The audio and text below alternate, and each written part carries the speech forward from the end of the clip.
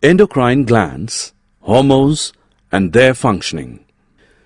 The endocrine system is an integrated system of small organs that involve the release of extracellular signaling chemical molecules known as hormones.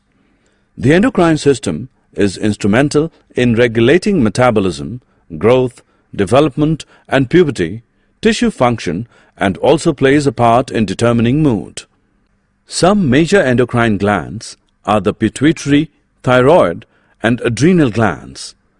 Features of endocrine glands are, in general, their ductless nature, their vascularity, and usually the presence of intracellular vacuoles or granules storing their hormones. Sex hormones associated with the secondary sexual characters.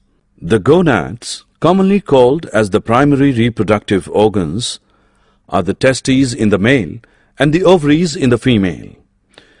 These organs are responsible for producing the sperm and ova, but they also secrete hormones and are considered to be the endocrine glands.